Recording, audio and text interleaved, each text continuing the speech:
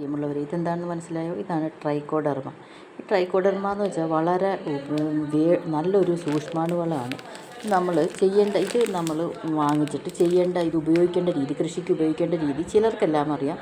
അറിയാത്തവർക്ക് വേണ്ടി പഠിക്കാൻ വേണ്ടിയിട്ട് ഞാൻ ഇതിൻ്റെ ബാക്കിൽ വീഡിയോയിൽ തന്നെ നല്ല രീതിയിലായിട്ട് ചെയ്യുന്നുണ്ട്. ഇത് എന്തെല്ലാം ആവശ്യത്തിന് എടുക്കാമെന്ന് വെച്ചാൽ, ഇത് 1 കിലോ ട്രൈക്കോഡെർമ എടുത്ത് 90 കിലോ ചാണകവുമായി മിക്സ് ചെയ്ത് അതിൻ്റെ ഒപ്പം തന്നെ 10 കിലോ വേപ്പിൻ പിണ്ണാക്കും കൂടെ കലർത്തി വെള്ളം തെളിച്ച് ഇളക്കി തണലുള്ള ഒരു സ്ഥലത്ത് ചെറുകൂനയാക്കി ഇറുക്കമുള്ള ചാക്ക് ഉപയോഗിച്ച് മൂടണം.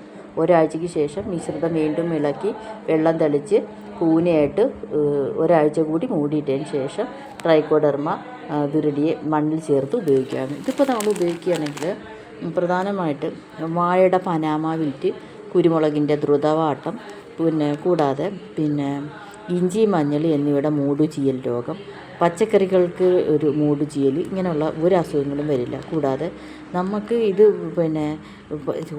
ഈ ഫംഗസ് മുഖാന്തരം നമ്മുടെ ചെടികൾക്ക് വരുന്ന രോഗങ്ങളെല്ലാം തടയുകയും ചെയ്യും.